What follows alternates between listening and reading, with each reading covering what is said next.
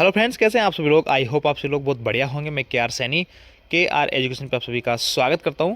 दोस्तों, रेलवे जो है एक्शन मोड में चल रहा है। आए दिन कोई ना कोई नोटिस यहाँ पे रेलवे की तरफ से जारी किए जा रहे हैं और अभी अभी फिर से एक ऑफिशियल नोटिस आया दोस्तों।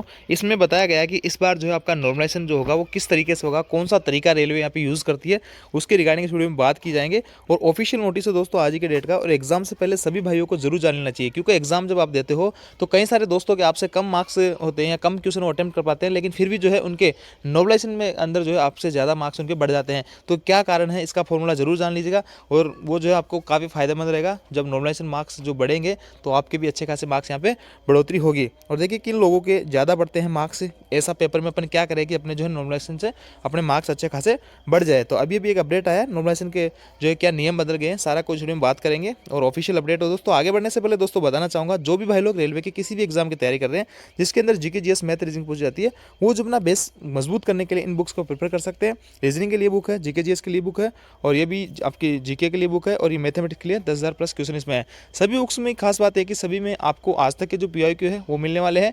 आपका सारा सिलेबस कवर किया गया है, चैप्टर वाइज टाइप वाइज सारे क्वेश्चन आपको मिलने वाले हैं, और हर क्वेश्चन का डिटेल से एक्सप्लेनेशन भी आपको इनमें मिलने वाला है। तो बुक्स का आप लोगों के लिए काफ़ी फायदेमंद हो सकती है। जो भाई लोग बिगनर है, एनटीपीसी ग्रुप डी वगैरह की तैयारी कर रहे हैं या रेलवे किसी भी एग्जाम की तैयारी कर रहे हैं जिनमें ये सब्जेक्ट आते हैं, उनके लिए आप इन बुक्स को प्रेफर कर सकते हैं। सभी का ऑनलाइन ऑफलाइन किसी माध्यम से बाय कर सकते हैं, लिंक आपको डिस्क्रिप्शन में मिल जाएगा। अब देखिए दोस्तों क्या है ऑफिशियल अपडेट वो देख लेते हैं। देखिए दोस्तों, स्क्रीन पे आप government of India ministry of railway का एक जो है ऑफिशियल लेटेस्ट अपडेट देख पा रहे होंगे। लिखा है recruitment to various post in various level of 7 CPC matrix notice on normalization methodology for computer based CBT, यानी आपका जो सीबीटी एग्जाम होंगे उनके अंदर रेलवे कैसे जो है नॉर्मलाइजेशन यहाँ पे करती है उसके रिगार्डिंग लेटर है। सारी कुछ प्रोसेस में बताई गई है, लेकिन सबसे इंपॉर्टेंट अब मैं आपको काम की चीज़ें बताता हूँ। इसमें बहुत कुछ चीज़ें लिखी हुई है जो अपने कई सारी चीज़ें ऐसी है जो आप लोगों को समझ में नहीं आएगी, लेकिन एग्जाम में एक चीज़ आपको ये ध्यान रखनी है कि आपकी जो एक्यूरेसी है वो अच्छी आनी चाहिए। और आपका पेपर जो है, कई सारे दोस्तों की शिफ्ट ऐसी होती है बहुत ईजी होती है, कई सारे दोस्तों की शिफ्ट होगी जो बहुत हार्ड यहाँ पे रहने वाली होगी। तो जिनकी शिफ्ट हार्ड रहने वाली है वो बिल्कुल भी नहीं डरे। आपको जितने क्वेश्चन सही सही आ रहे हैं वो आपको सही से अटेम्प्ट करना है। ऐसा नहीं कि यार मेरे तो जो है यहाँ पे 50 ही क्वेश्चन में कर पाया हूँ और सभी मेरा जो कल दोस्त एग्जाम दे के गया उसके तो 70 बन रहे थे। ऐसा नहीं दोस्तों, उसकी शिफ्ट जो है ईजी गोइंग हो सकती थी, वहाँ पे आपको 70 75 80 मार्क्स लाना जो है ईजी गोइंग हो सकता था, लेकिन हो सकता है आपकी शिफ्ट में बहुत डिफिकल्ट पेपर आया और आप भी चाहे कि नहीं यार मैं 70 तो यहाँ पे अटेम्प्ट कर ही लूँ, तो आप उस चक्कर में आपको 50 आ रहे थे, आपने जो 70 कर लिया, उनमें से 15-20 क्वेश्चन आपके गलत हो गए। ऐसे में आपकी जो है एक्यूरेसी बिगड़ जाती है और उससे जो है सीधा सीधा फर्क पड़ता है आपके नॉर्मलाइजेशन के ऊपर, और नॉर्मलाइजेशन जो होगा आपका वो अच्छा नहीं होगा, आपके मार्क्स ज़्यादा नहीं बढ़ेंगे। अगर आपको 50 के 50 क्वेश्चन आते हैं और 50 में से 2-4 क्वेश्चन आपके गलत हो जाएंगे और वो क्वेश्चन आप करके आते हो एग्जाम के अंदर, आपकी डिफिकल्ट वाली शिफ्ट थी, तो आपके जो है यकीन मानिए आपका जो मार्क्स है यहाँ पे 20 25 30 40 तक भी बढ़ जाएंगे, और जिनकी ईजी गोइंग शिफ्ट थी उन लोगों के मार्क्स कम भी हो सकते हैं। तो आपको बिल्कुल भी इस चीज़ों का विशेष तौर से ध्यान रखना है। गलत क्वेश्चन आपको बिल्कुल मतलब स्किप करना है, मतलब 50-50 हो तो आपको करना ही है, लेकिन ऐसे बिल्कुल तुक्का नहीं लगाना है, आपको आंख मूंद के तुक्का नहीं लगाना है। और ऐसा नहीं कि नंबर ऑफ क्वेश्चन आपको ज़्यादा अटेम्प्ट करने से ही कुछ अच्छे मार्क्स मिलते हैं, ऐसा नहीं है दोस्तों। नॉर्मलाइजेशन मार्क्स जो है ये इससे भी काफ़ी सारे लोगों के, जैसे 100 का पेपर होता है तो कई लोगों के 110 से 120 मार्क्स भी आए हुए हैं। तो इन चीज़ों का विशेष तौर से ध्यान रखेंगे। अभी दोस्तों इसमें कई सारी चीज़ें लिखी है, जैसे कि पहला पॉइंट है, इसमें आपको डेफिनेशन दे रखी है परसेंटाइज स्कोर किसको कहेंगे। Percentile score are scored based on the relative performance of those who appear for examination, यानी जो सापेक्ष जो लोग अपीयर करेंगे एग्जाम के अंदर उनके सापेक्ष निकाली जाएगी। The marks obtained are transformed into a scale ranking, इन जो मार्क्स आप ऑब्टेन करोगे इनको 0 से 100 की एक स्केल बनाई जाएगी, उसके अंदर डिवाइड कर दिया जाएगा। इसी को ये कह रहे हैं कि परसेंटाइज स्कोर इसी को कहेंगे। और कह रहा है कि परसेंटाइज स्कोर जो है, percentile score is not the same as the percentile of marks obtain, यानी आपने जो परसेंटेज मार्क्स ऑब्टेन करोगे उसके बराबर आप इसको परसेंटाइज स्कोर, ये दोनों अलग अलग चीज़ें हैं, इसको आप एक ना समझे।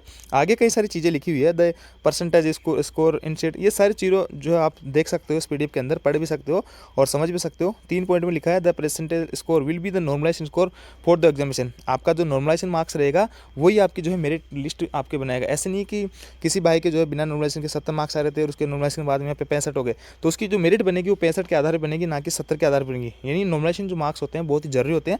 और यहाँ पे देखिए परसेंटाइज स्कोर निकालने का उन्होंने फॉर्मूला भी दिया है। आगे देखिए दोस्तों पॉइंट 5 में the percentile score for the raw score of the candidates for all the shift would be merged and shall be called the RRB score for level 1 exam, which will then be used for the compilation of result and further processing for deciding the merit allocation। तो सब चीज़ों में आपके ये आपका जो normalisation है बहुत ही ज़रूरी रहेगा, और इनमें आप देख सकते हो 0.67 में। और इसके आगे भी दोस्तों ये लिखा है आपका जो बेस शिफ्ट की बात की गई, इसमें बेस शिफ्ट इसको बोलेंगे जैसे कि आपके यहाँ पे मान लेते हैं कि कोई 20 शिफ्ट किसी एग्ज़ाम की हो गई है ना, उसमें से इन सभी शिफ्ट को जो है एवरेज मार्क्स यहाँ पे निकाले जाएंगे। और किसी शिफ्ट में मान लो कि 2 शिफ्ट ऐसी निकल रही है जिसमें एवरेज इन सभी 20 शिफ्ट का सेम सेम मार्क्स बैठ रहा है एवरेज, तो उसमें से दोस्तों देखा जाएगा कि इन दोनों शिफ्ट में से कौन सी शिफ्ट के अंदर ज़्यादा बच्चे अपीयर हुए हैं, उस शिफ्ट को बेस शिफ्ट मान लिया जाएगा। और उसके आधार पर सभी जो शिफ्ट हैं किस शिफ्ट में जो मार्क्स बढ़ाने हैं, किस शिफ्ट के कम करने हैं, ये वहाँ ओवरऑल जो आपके जो छात्र बैठेंगे उसमें उनके किस हिसाब से मार्क्स आ रहे हैं, उनके एवरेज मार्क्स कैसे आ रहे हैं, वो सारी चीज़ें देख के यहाँ पे बेस शिफ्ट निकाली जाएगी। और इसी के आधार पे आपकी जो है नॉर्मलाइजेशन तय होता है कि नॉर्मलाइजेशन कैसे करना है, क्या करना है। अब देखिए देख so calculation of normalization marks, जो नॉर्मलाइजेशन मार्क्स का कैलकुलेशन किया जाएगा वो कैसे किया जाएगा। X is the percentile score, percentile score मैंने आपको भी बताया था। और candidate if X percentage score is found in base shift, यानी अगर बेस शिफ्ट के अंदर ही ये एक्स पाया जाता है, देन तब जो है आपको करस्पॉन्डेंस नॉर्मलाइजेशन मार्क्स जो एन है इसको आपको डायरेक्टली फाइंड आउट हो जाता है।